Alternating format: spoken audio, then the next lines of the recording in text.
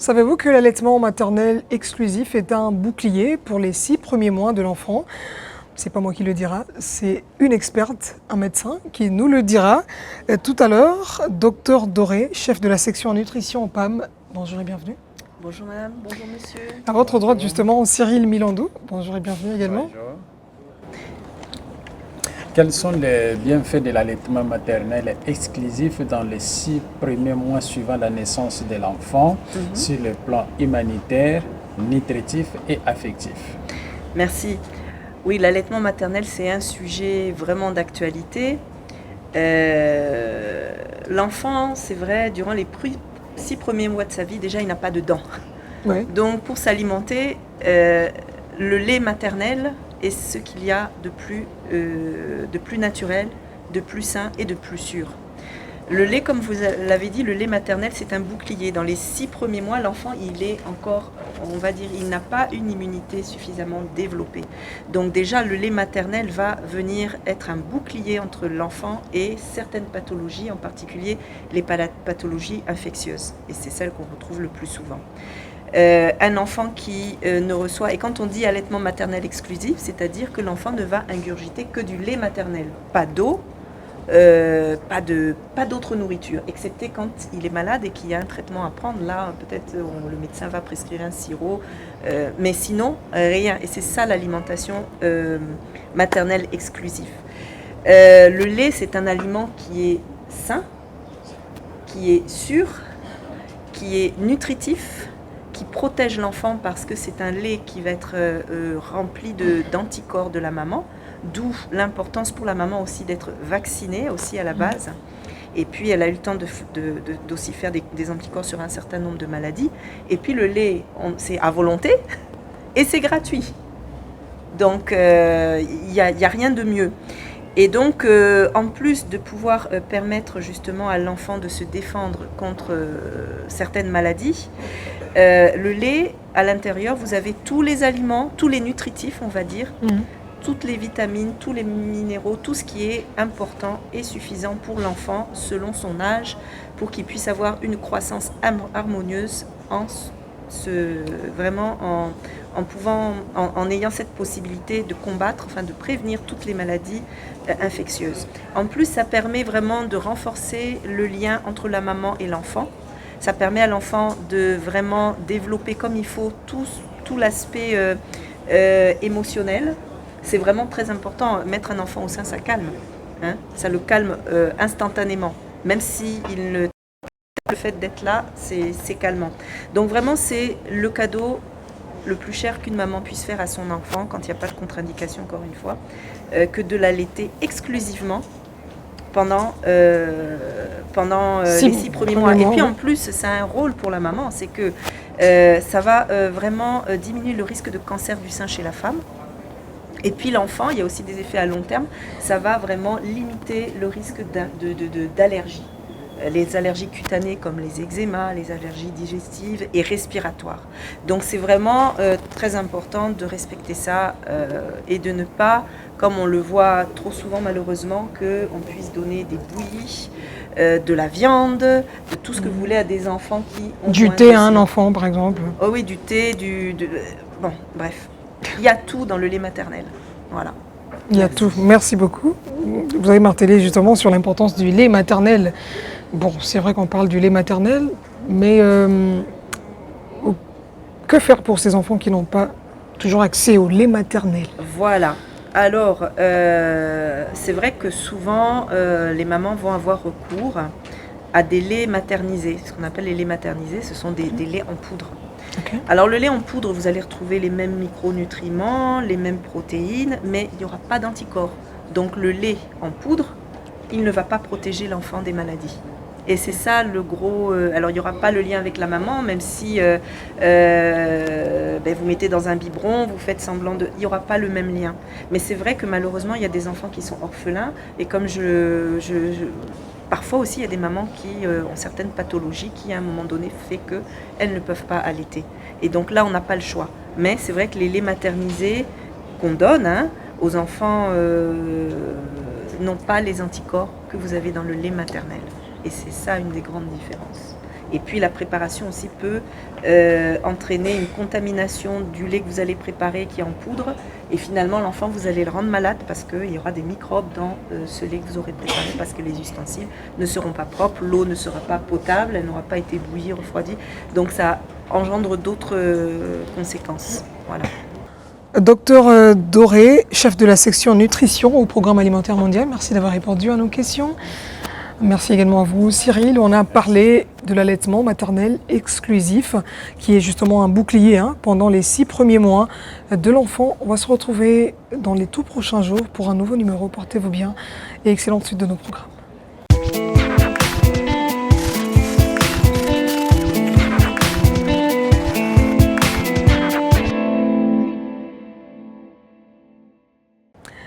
C'est une nouvelle thématique qu'on va devoir aborder dans ce nouveau numéro de votre magazine Minute Santé dans le cadre de la campagne Faire des 1000 premiers jours, un bon départ dans la vie. Et aujourd'hui, on va s'intéresser à l'introduction adéquate des aliments complémentaires dès 6 mois. Pour en parler, une experte avec nous. Mais d'abord, on va saluer Cyril Milando, notre confrère. Bonjour et bienvenue. Bonjour. Alors, on parle justement de la problématique de l'introduction adéquate des aliments complémentaires dès 6 mois. Pour en parler, on a une experte avec nous, Evelyne Ngweni. Bienvenue. Merci.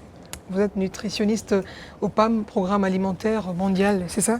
Oui, basé à Kinshasa. Basé à Kinshasa. Très bien. Alors, à partir de quel âge faut-il alors introduire les aliments complémentaires dans l'alimentation de l'enfant? Ok, merci beaucoup pour la question.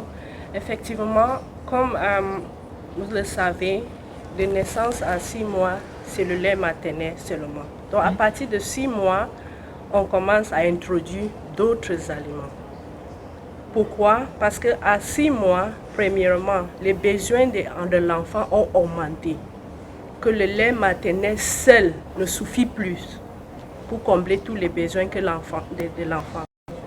Deuxièmement, à partir de 6 mois, le tube digestif ou l'organe digestif de l'enfant a atteint une certaine maturité que ça peut tolérer ou accepter d'autres types d'aliments. Et troisièmement, comme je viens de dire, comme ces besoins ont augmenté, si on n'introduit pas d'autres aliments, l'enfant court le risque de carences et en conséquence de malnutrition. Donc c'est pour cela à 6 mois, c'est important. Mais je voulais souligner des caractéristiques importantes parce que le sujet nous dit adéquat. Donc adéquat, ça veut dire on doit regarder l'âge. Comme l'âge progresse, on doit regarder les questions de fréquence des repas, on doit regarder les questions fréquence, on doit regarder les questions de l'hygiène et on doit aussi regarder les questions de texture. Donc voilà les choses importantes qu'on doit prendre en compte quand on introduit cette alimentation à 6 mois. Donc, si je vais parler de questions de texture, parce que certaines personnes veulent dire, comme ils viennent du lait maternel, il faut que l'aliment là soit liquide aussi. Donc, effectivement, c'est pas ça. Texture veut dire que on commence à, c'est pas veut dire que liquide, on commence à changer, à avoir peut-être des purées, quelque chose qui peut vite, il n'a pas de dents, mais au moins les gencives, gums. Il n'a pas les dents, mais il y a une façon, la bouche peut quand même mélanger certaines choses et que ça passe. Donc les petits bouillis, même les foufous, mais très mous. Okay. Vous comprenez? Comme la pâte là un peu. Oui, la pâte, parce que je sais qu'en RDC, le foufou est vraiment dur, mais il y a d'autres endroits, on peut toujours faire un foufou adapté à l'enfant avec une bonne sauce de gombo, avec les crevettes écrasées dedans ou les arachides écrasés, une sauce. Parce qu'il faut assurer cet équilibre aussi. Comme on a parlé d'équilibre et diversification, tout ça doit être pris en compte. Ça, c'est les textures, mou, assimilable par l'enfant. Mais aussi, on parle de la diversité équilibrée. Ça contient tous les groupes des aliments. Si on veut donner une bouillie, pas maïs pamba, pas bouillie de maïs pamba. Dans la bouillie, tu fais une maïs, tu mets pâte d'arachide dedans, tu peux presser même un fruit dedans à cet âge-là, tu donnes, tu mélanges, puis tu fais une café de l'huile de palme ou même l'huile fortifiée dans la bouillie. Ça, tu as fait que l'aliment de l'enfant soit équilibré. Fréquence, et actif, parce qu'il ne faut pas attendre que l'enfant dise qu'il a faim. Tu dois connaître l'enfant et connaître à chaque moment où il doit manger, pour savoir qu'à ce moment, l'enfant doit manger. C'est vrai que l'âge diffère, on dit de tel âge de 6 mois à 9 mois, de 6 mois à 9 mois, comme il est actif encore sur le lait maternel, on peut ajouter 2 repas. Des autres âges, on ajoute 3 repas. Donc cette fréquence, elle est très importante. Mais aussi l'hygiène. L'hygiène de tous ces aliments, s'assurer que les aliments qu'on est en train de donner à l'enfant, c'est propre. Mais aussi, il faut commencer à introduire pas beaucoup des aliments au même moment. Tu introduis un aliment, tu observes comment l'enfant tolère. À ce moment, tu peux savoir quel type d'aliment peut donner les allergies à l'enfant et quel type il ne tolère pas, pour mieux définir les habitudes ou ce que le corps de l'enfant peut tolérer. Parce que je vois dans beaucoup de cultures, quelqu'un met maïs, riz, sorgho. C'est 3 choses qui sont presque les mêmes dans un bouilli et l'enfant fait l'allergie. On ne sait pas si c'est riz, si c'est le maïs, si c'est le sorgho qui a fait, c'est les problèmes, vous comprenez. Ou dans les autres groupes, là, quelqu'un met arachide, il met soja au même moment, il met viande au même moment. Tu vois, c'est 3 choses au même moment. Des fois, quand on débute avec un enfant, tu ne peux pas savoir. Si elle a un problème, tu ne peux pas savoir c'est lesquels. C'est pour ça que c'est important quand on introduit, on parle un aliment seul pour voir la tolérance chez l'enfant. Mais quels sont ces aliments complémentaires? Ok. Très bonne question. Très bonne question. Aliment complémentaire. Complémentaire veut dire quoi? Ça complète quelque chose. Ça complète le lait maternel. C'est ça qu'on ne doit pas oublier. Donc, aliment complémentaire, ce n'est pas un aliment spécial, ce n'est pas un nom donné à un aliment type. Aliment complémentaire, c'est le fait de manger équilibré, tout comme je viens de décrire. Si c'est le bouilli, rassure-toi que tous les groupes sont là. Mais complémentaire veut toujours nous rappeler qu'on n'arrête pas le lait maternel. Le lait maternel est toujours essentiel, l'aliment de base, mais il ne suffit pas. Alors il faut compléter avec ces autres aliments. C'est ça qui vient à le mot complémentaire. Je ne sais pas si c'est un peu... Non, c'est clair, c'est clair. Merci pour cette précision. Evelyne Ngweni, nutritionniste au PAM RDC. Merci d'avoir répondu à nos questions. Merci. Merci également à vous. Cyril, on se retrouve très prochainement pour un nouveau numéro de votre magazine de santé. Bye bye.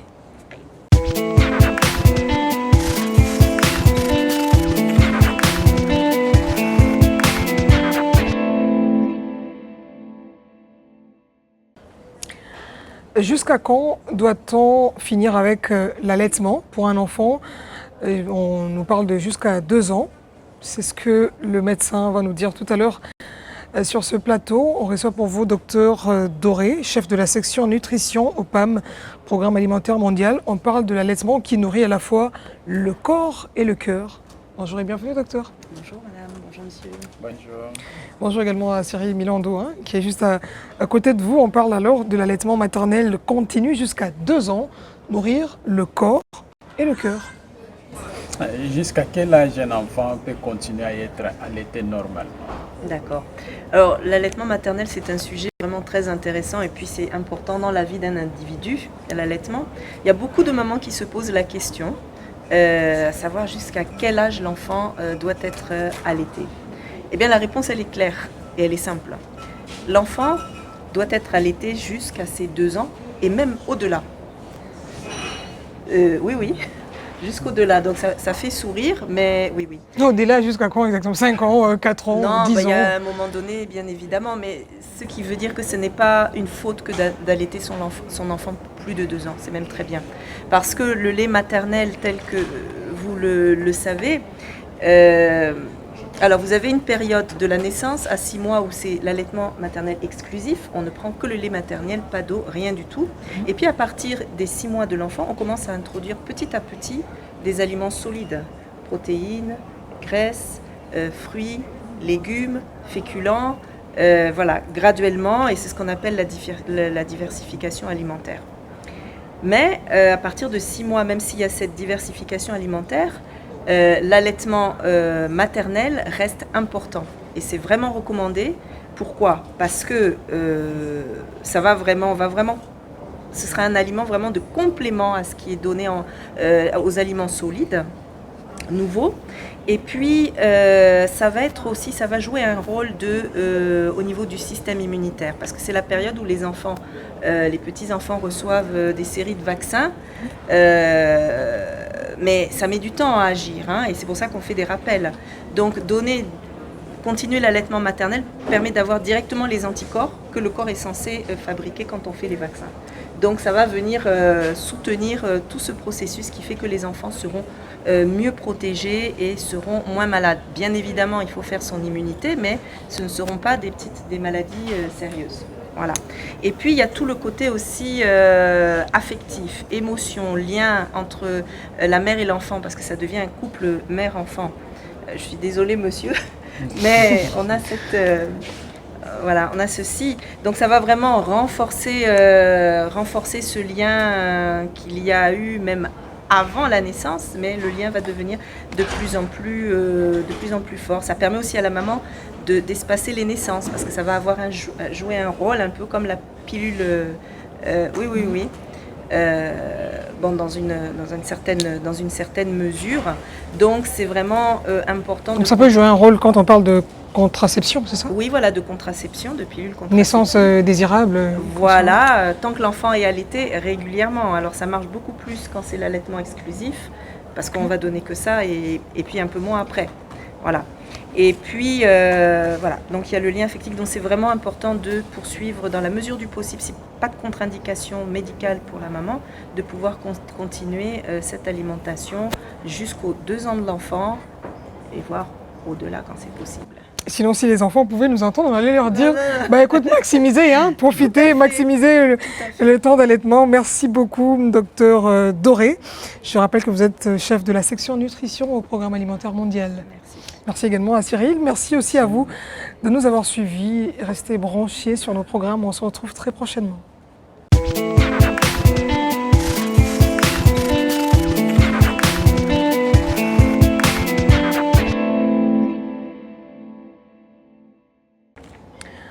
De quelle manière la femme doit-elle se nourrir afin de se reconstituer pour mieux allaiter son enfant? On en parle dans ce nouveau numéro de votre magazine de santé avec une experte avec nous, nutritionniste Evelyne Ngweni. Bienvenue. Merci. Nutritionniste au PAM, Programme alimentaire mondial RDC. À vos côtés, Cyril Milandou. Bonjour et bienvenue également. Alors on parle justement de comment reprendre ses forces après avoir accouché pour mieux allaiter l'enfant. Après l'accouchement, que peut faire la femme pour reconstruire ses forces? Quelle belle question.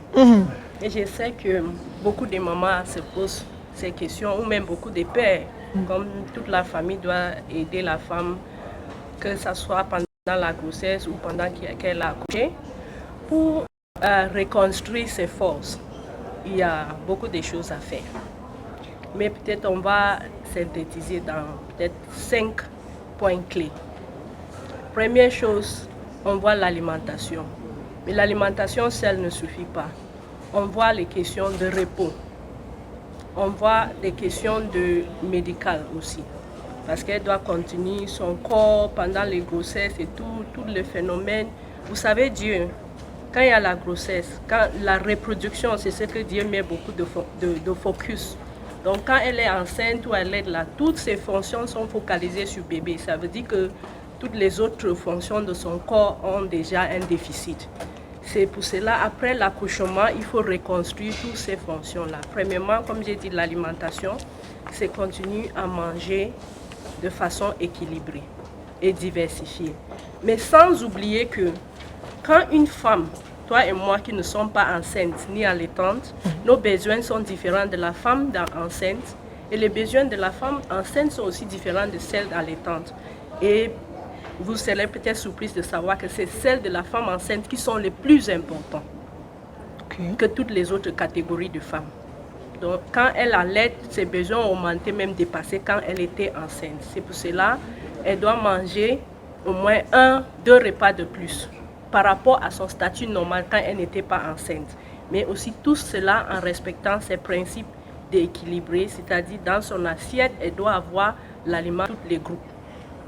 C'est-à-dire, elle doit avoir l'aliment des féculents comme des foufous, des riz. Elle doit avoir aliments de protéines, protéiniques comme les viandes, les chenilles et tout consort. Elle doit avoir les légumes, elle doit avoir les fruits. À part l'alimentation, il faut qu'elle se repose bien. Parce qu'elle est en train d'allaiter. Et la production de lait, c'est quelque chose qui demande beaucoup de nutriments, mais aussi beaucoup d'énergie. Le corps doit recevoir ce qu'il donne. Le corps est en train de donner beaucoup, alors elle doit se reposer bien pour que le corps arrive à regagner l'énergie pour reconstruire tout ce qu'elle a perdu pendant cette période. Mais aussi, elle est en train de donner dans l'allaitement. Mais aussi, il faut que si elle doit bouger ou faire des sports, par exemple, elle doit attendre, suivre les conseils de son médecin ou de corps médical, à quel moment faire quel type de sport. Les femmes se dérangent beaucoup. Je viens d'accoucher, la ventre, il faut que ça tombe. Donc elles se précipitent pour aller faire des choses que ça peut plutôt amener un danger au corps. Donc elles doivent bien suivre les conseils et bien même allaiter son enfant. Parce que même l'allaitement là va aider à reconstruire même la forme. Parce que les femmes s'occupent trop de leur forme. Et je vais vous dire que mieux tu allaites ton enfant, mieux le ventre part. Oui. Ah. L'allaitement, ça c'est important, hein? Oui, il faut répéter ça vraiment. Actif, optimal, fait partie le ventre. C'est pas les abdominaux et tout qu'on sort qui, oui, l'allaitement ça fait parce que ça produit, l'allaitement quoi, ça produit l'hormone qu'on appelle oxytocine qui est dans la contraction utérine. Et quand l'utérine se contracte mieux, le ventre aussi, parce que le ventre après l'accouchement, c'est à cause de l'utérus qui est gonflé. Mais mieux tu allaites, mieux l'oxytocine est produit, mieux elle contracte et revient à son état normal. Moi, j'en ai 5, non, c'est parti. Je n'ai pas fait les abdominaux, vous comprenez. Donc, autre chose, c'est vraiment demander le soutien. Il faut le soutien de la famille. Il faut éviter les travaux intenses. Il faut que les tâches domestiques soient vraiment redistribuées de la façon que ça donne le temps à la femme de se reposer et s'occuper de cet allaitement. Il faut vraiment faire tout pour lui éviter toutes autres tâches et vraiment qu'elle se repose et pour focaliser sur et surtout suivre ses conseils médicaux. Toutes les visites postnatales, il faut qu'elle respecte. Aller, si c'est prendre surtout les fers acide folique qu'on continue à les donner après poste parce que là, elle a besoin de fer, elle a besoin de sang, elle a perdu beaucoup de sang pendant l'accouchement et tout, et il faut que ça reconstruise. Donc, toutes ces choses qui vont lui amener du sang, que ce soit les comprimés qu'on donne à l'hôpital ou dans son alimentation, par exemple les abats, non? Les choses qui viennent du ventre, les foies, tout ça pour lui reconstruire le sang, ce serait très, très, très, très important. Ça lui fera regagner sa force et même le corps, la forme qu'elle recherche. Il paraît que le lait, pas le lait maternel, le thé. Le thé est entre griffes, selon une certaine opinion, l'aliment de base, on va dire. Donc, une fois que la femme accouche, il faut le thé matin, midi, soir. Vous pouvez tout manger, mais n'oubliez pas le thé, même le soir, même avant de dormir.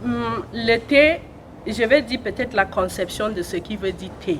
Mais si c'est thé dans le sens strict thé, je dirais non. Mais thé dans le sens de boisson chaude, ça c'est différent. Elle a besoin de boissons chaudes, mais je déconseillerais le thé. Premièrement parce que le thé a des choses qui empêchent l'absorption du fer, de vitamine C, qu'elle a besoin plus même à cette période. Mais dans le thé, il y a ces choses qui empêchent que ces autres nutriments soient bien assimilés. Mais les boissons chaudes, les soupes chaudes, soupe de légumes chaudes, tout ça, elle peut prendre, mais pas du thé. Merci beaucoup Evelyne Ngweni, nutritionniste au PAM, Programme Alimentaire Mondial RDC. Merci d'avoir répondu à nos questions. Merci. Merci également à vous Cyril. Merci. Et merci à vous de nous avoir suivis. On se retrouve dans les tout prochains jours avec le même plaisir. Portez-vous bien.